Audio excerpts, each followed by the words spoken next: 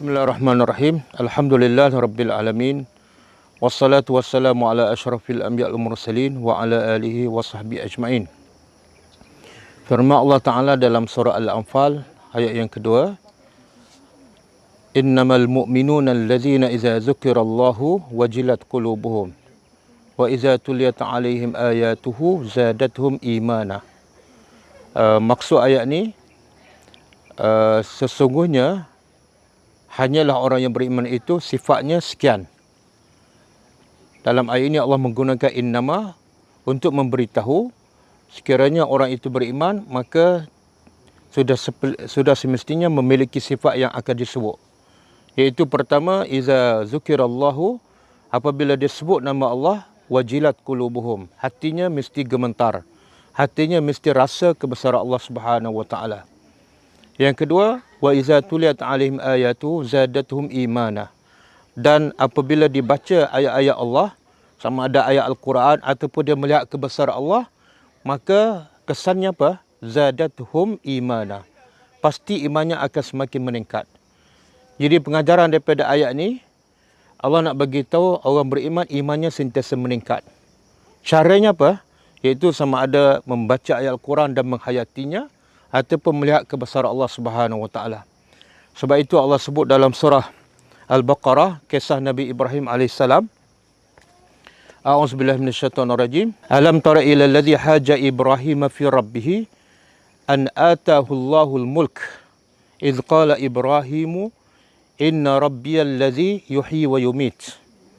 Qala ana uhyi wa umit. Qala Ibrahimu fa inna Allaha ya'ti bisyamsi minal masyriq fa'ti biha minal maghrib wa buhital ladzi kafar wallahu la yahdil qaumaz zalimin. Maksudnya, ingatlah wahai Muhammad, cuba kamu ingat, cuba kamu fikir ketika mana Ibrahim didebati ataupun Ibrahim berhujah dengan seorang raja, seorang yang diberi kerajaan. Allah tak sebut siapa namanya, tapi Allah bagi tahu orang ni diberi al-mulk, kerajaan. Maksudnya, antara sebab manusia sombong ialah bila ada kerajaan, bila ada kuasa. Maka itu antara punca manusia kufur kepada Allah dan tidak percaya kepada Tuhan. Sehingga dia berdebat dengan Nabi Ibrahim.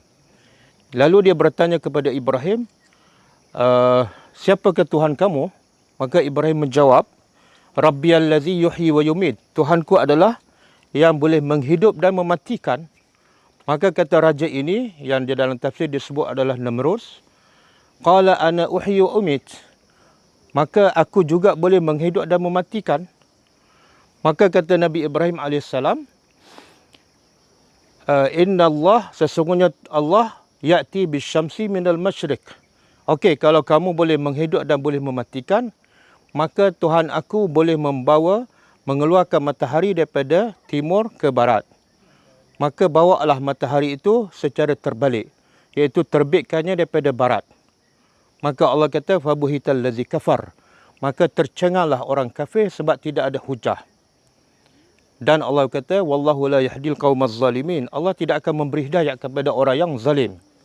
Jadi pengajaran daripada ayat ini, Ibrahim cukup yakin bahawa Allah itu adalah Esa. Allah tidak ada tandingannya.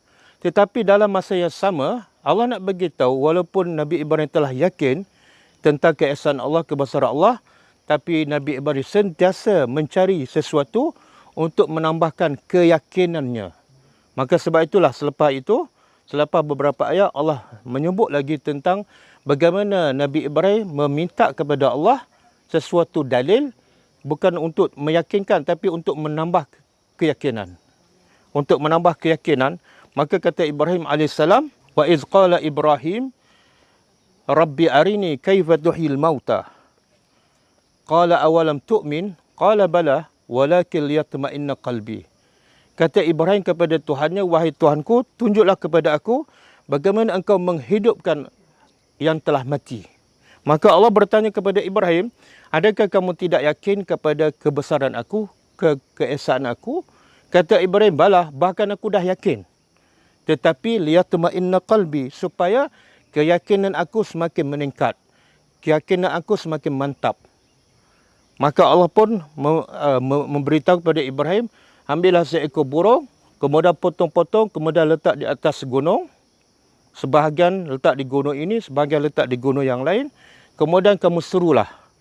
Maka burung yang telah dimatikan dan dipotongkan, bila diseru, dia hidup dan terbang. Daripada situ Ibrahim semakin yakin tentang kebesaran Allah. Pengajarannya apa? Walaupun dia adalah seorang Nabi, walaupun dia adalah telah yakin kepada Allah, kebesaran Allah, tapi dia sentiasa mencari sesuatu untuk memantapkan lagi keyakinannya kepada Allah Subhanahu Wa Taala. Jadi pengajarannya bagi setiap orang yang beriman ialah jangan berada di satu tahap. Apabila dah beriman, jangan berada di tahap itu sahaja, tapi sentiasalah memikirkan kebesaran Allah, sama ada merenung ciptaan Allah yang begitu hebat dan begitu jelas menunjukkan kebesaran dan keesaan Allah. Ataupun sama ada mentadabbur ayat-ayat Allah setiap hari, ayat demi ayat. Jadi kalau seorang Nabi yang telah yakin kebesaran Allah, keesaan Allah, pun sentiasa mencari sesuatu untuk memantapkan lagi keyakinannya, maka orang seperti kita, orang biasa, yang iman kita turun naik kadang-kadang, keyakinan kita pun tak berapa yakin, maka lagi perlu untuk kita sentiasa mencari sesuatu untuk memantapkan keyakinan kita kepada keesaan Allah, kebesaran Allah. Sama ada dengan kita melihat kebesaran Allah yang begitu hebat, ataupun kita membaca ayat-ayat Al-Quran dan memikirkan maksud-maksudnya dan kita menghayati serta beramal dengannya. Itulah ciri-ciri orang beriman yang Allah sebut dalam surah Al-Anfal. Innamal mu'minuna allazina idza dzukirallahu wajilat qulubuhum wa idza tuliyat 'alaihim ayatuhu zadatuhum imana. Orang beriman imannya sentiasa meningkat.